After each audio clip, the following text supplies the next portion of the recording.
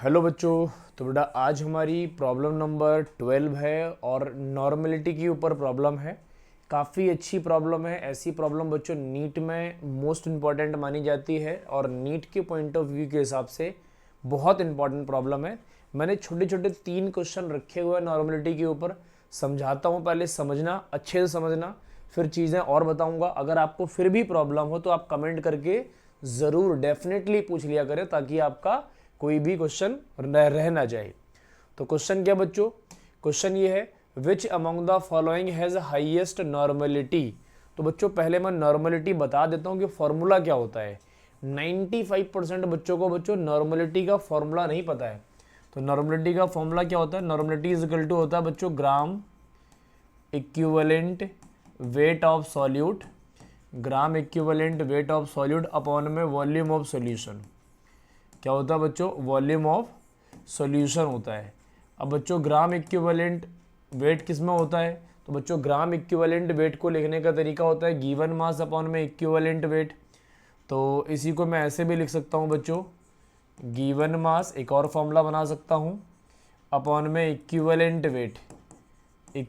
Weight into volume of solution, volume of solution in litre में बच्चों।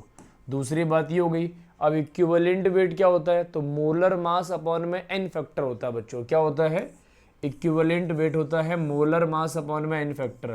तो equivalent weight क्या होता है? तो मोलर मास अपॉन में एन फैक्टर। क्या होता है? मोलर मास अपॉन में एन फैक्टर। तो बच्चों यहाँ पुट करोगे तो ये बन जाएगा, देखना क्या बन जाएगा, ये क्या बन जाएगा, मैं पुट करता हूँ बच्चों। तो नॉर्मलिटी इज इक्वल टू बन जाएगा गिवन मास अपॉन में मोलर मास, अपॉन में मोलर मास बच्चों, इक्विवेलेंट वेट ऊपर चला गया एन फैक्टर, और ये हो गया वॉल्यूम ऑफ सॉल्यूशन। क्या हो गया बच्चों? Volume of solution. बेटा इसी को तो हम मोलैरिटी बोलते हैं, इसको हम क्या बोलते हैं? मोलैरिटी। तो नॉर्मलिटी इज इक्वल टू हमारे पास रिलेशन बन जाता है मोलैरिटी इंटू एन फैक्टर। क्या बन जाता है बच्चों? Normality is equal to molarity into n factor. बहुत सारे टीचर्स जो होते हैं वो शॉर्टकट बताते हैं आपको कि वो एक शॉर्टकट बता रहे हैं normality is equal to molarity into n factor. Actually में कोई ये शॉर्टकट नहीं है, कॉन्सेप्ट है बच्चों, है ना। तो कॉन्सेप्ट क्या होता है मैंने? नॉर्मलिटी इज इक्वल टू होता है gram equivalent weight of solute upon में volume of solution. Gram equivalent weight क्या होता है?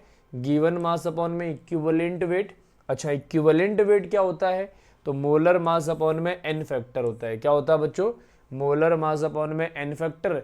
ये सारी वैल्यू इसको मैंने यहाँ पुट कर दिया तो ये बन गया given mass upon molar mass into volume, इसी को बोलते हैं मोलैरिटी। तो normality is equal to molarity into n factor बन गया। एन फैक्टर क्या होता है? तो एसिड के अंदर H प्लस एन कितने रिप्लेस हो रहे हैं उसे एन फैक्टर बोलते हैं। बेस के अंदर कितने OH माइनस आयन रिप्लेस हो रहे हैं उसे हम एन फैक्टर बोलते हैं। बच्चों एन फैक्टर पे मैं एक और प्रॉब्लम रख लूंगा, इसके बाद वाली प्रॉब्लम मैं एन फैक्टर पर रख लूंगा, वहां पर मैं आपको डिटेल में एन फैक्टर समझा दूंगा, ध्यान रखेंगे। अभी हम थोड़ा सा काम कर लेते हैं, मैंने थोड़ा बता दिया है। एसिड के अंदर क्या होता है बच्चों?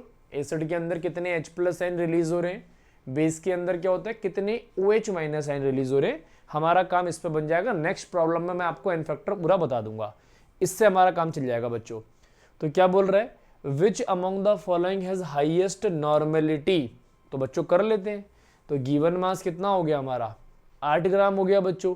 अच्छा KOH है तो हम पहले मोलैरिटी निकाल लेते हैं बच्चों, है ना। K का होता है मोलर मास 39, O का होता है मतलब 140 और इसका होता है 16, 56 हो जाएगा बच्चों। कितना हो जाएगा? 56। और KOH में हमें पता है बच्चों एन फैक्टर कितना है? K प्लस आइन और OH माइनस आइन, तो एन फैक्टर हो गया यहाँ पर 1। तो हम पहले मोलैरिटी निकाल लेते हैं। तो मोलैरिटी हो गया given mass upon molar mass into volume कितना हो गया? 100 ml था, ऊपर हमने कर दिया 1000 से, तो ये 2 जीरो से 2 जीरो गए तो 80 अपॉन में 56 हो गया बच्चों। ये मोलैरिटी आया है, लेकिन यहाँ पर बच्चों एन फैक्टर की वैल्यू 1 है। तो इसका मतलब क्या हो गया कि मोलैरिटी नॉर्मलिटी के इक्वल हो जाएगा, एक ही चीज़ है क्योंकि यहाँ पर एक ही OH रिलीज हो रहा है। अच्छा, मोलर का मतलब होता है बच्चों मोलैरिटी। क्या होता है? मोलैरिटी। और H2SO4 को ब्रेक करोगे तो 2H प्लस आइन और SO4 2 माइनस आइन होता है। तो यहाँ पर n फैक्टर हो गया बच्चों 2, कितना हो गया 2। तो मोलैरिटी से 2 को मल्टीप्लाई करोगे तो ये कितना हो जाएगा 0.5 इंटू 2। मोलर का मतलब होता है बच्चों मोलैरिटी, ध्यान रखेंगे क्या होता है मोलैरिटी। तो ये कितना हो जाएगा बच्चों 0.5 इंटू 2, तो 0.5 इंटू 2 कर दोगे हो जाएगा बच्चों 1। तो इसकी नॉर्मलिटी हो गई 1 और इसकी हो गई इतनी। अच्छा ये तो नॉर्मलिटी खुद ही दे रखा है, इसकी भी बच्चों 1 हो गई, कितनी हो गई 1 हो गई। अच्छा इसकी निकाल लेते हैं बच्चों, तो पहले मोलैरिटी निकाल लेते हैं क्योंकि NaOH का n फैक्टर भी 1 ही होता है। तो गिवन मास और मोलर मास कितना हो गया 23, ये हो गया बच्चों 16 1 17 40 हो गया। 40 इंटू 100 है, तो बच्चों ऊपर क्या कर देंगे 1000 से मल्टीप्लाई कर देंगे, ये हो जाएगा बच्चों कितना, ये हो जाएगा 6/4। तो ये हो जाएगा बच्चों 3/2 1.5। तो इसकी नॉर्मलिटी आ गई बच्चों कितनी 1.5। इसकी आ गई 1.5 नॉर्मलिटी, इसकी आ गई 1.5, इसकी आ गई 1, इसकी आ गई 1, इसकी चेक कर लेते हैं बच्चों।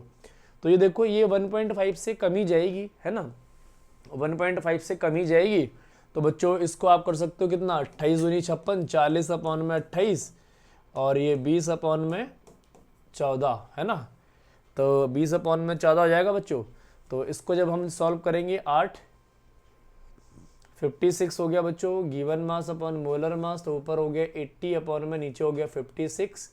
तो ये 14 को कर लोगे तो 20 है, तो 14 एकम 14 6 और 0, तो 14 पंचे 70।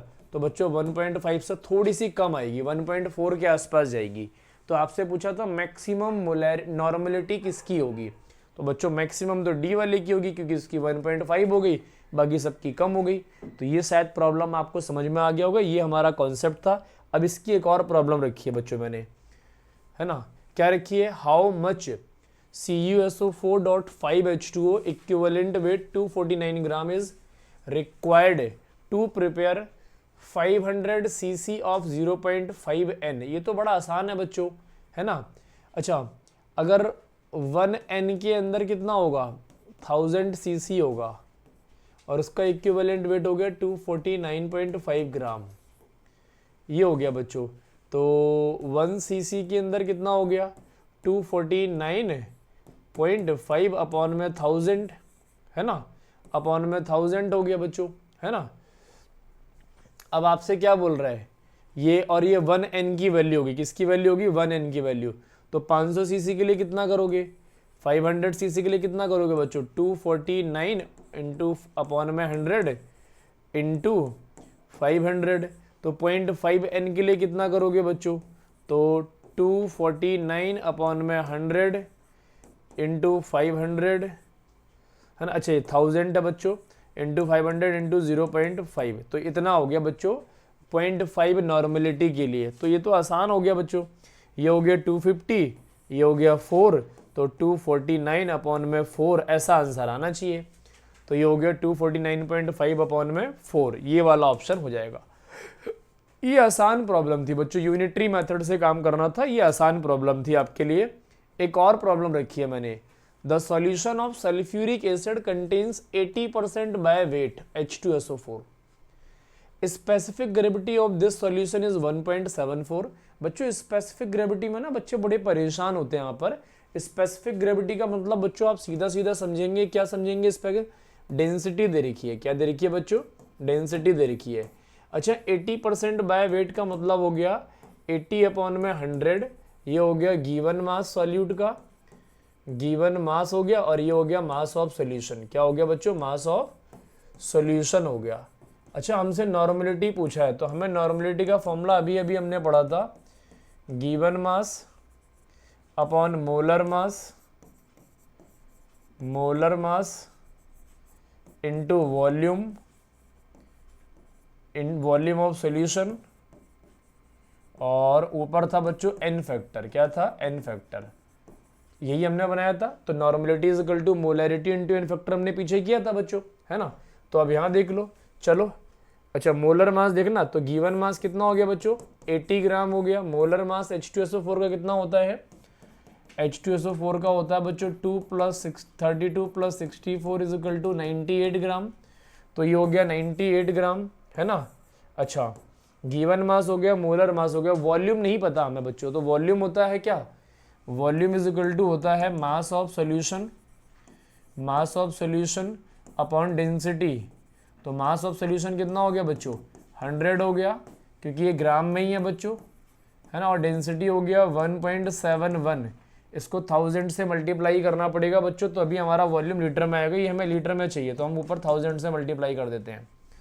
तो ये हो गया कितना बच्चों, 100 अपॉन में ये ऊपर चला आएगा 1.71 इंटू 1000। अब बच्चों एन फैक्टर, H2SO4 का एन फैक्टर कितना होगा, तो H2SO4 था बच्चों, तो ये क्या होगा 2H प्लस एन और SO4 2 माइनस एन, तो बच्चों 2H प्लस एन और SO4 2 माइनस एन हो गया, तो ये एन फैक्टर की वैल्यू हो गई यहाँ पर 2, कितनी होगी बच्चों 2। अब इसको सॉल्व कर लो, 2 जीरो से 2 जीरो ये गए बच्चों, है ना, तो ये हो गया कितना 17, है ना, और ये हो गया 49, चलो इसको भी कर लेते, निपटा देते हैं। तो आंसर हो गया 80 अपॉन में 17.1 अपॉन में 49, है ना। तो बच्चों 49 को इससे डिवाइड करोगे तो ये 2 से थोड़ा सा कम आएगा, है ना, और 2 को जब 17 से मल्टीप्लाई करोगे तो थोड़ा सा, मतलब ये 2 से तो काफ़ी कम आएगा, 50 हो रहा है, ये 50 100 होता है ना। तो ऐसा ऑप्शन ना मुझे एक ही दिख रहा है कौन सा दिख रहा है बच्चों, 27.9, क्योंकि इसके आसपास यही क्वेश्चन है, यही ऑप्शन है। तो प्रॉब्लम बड़ी आसान होती है, स्पेसिफिक ग्रेविटी पे बच्चे परेशान होते हैं, तो मैंने उसको भी रख दिया। और नॉर्मलिटी का रिलेशन कैसे बनता है मोलैरिटी के साथ, इसमें परेशान होते हैं, तो मैंने इसको इस कॉन्सेप्ट से सिखा दिया बच्चों, है ना। इस कॉन्सेप्ट से पूरा फॉर्मूला नॉर्मलिटी का ये होता है, शॉर्टकट आ जाता है, normality is equal to molarity into n factor, ये वाली बात भी बता दी है। एक इस टाइप की प्रॉब्लम याद रखेंगे, एक फॉर्मूला याद रखेंगे, एक यूनिटरी मेथड वाला, ये तो बच्चों आसान सी प्रॉब्लम है ना।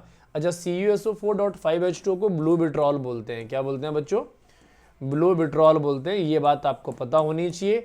इसके अंदर 4 हाइड्रोजन बॉन्डिंग होती है, मतलब 4 डेटिव बॉन्डिंग होती हैं और एक बच्चों हाइड्रोजन बॉन्डिंग होती है। तो ये इसका कॉन्सेप्ट होता है CuSO4.5H2 के अंदर।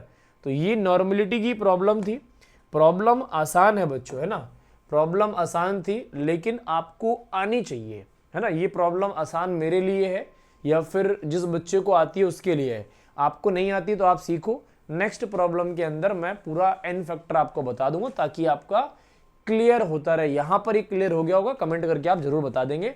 मिलते हैं बच्चों नेक्स्ट प्रॉब्लम के अंदर आपसे।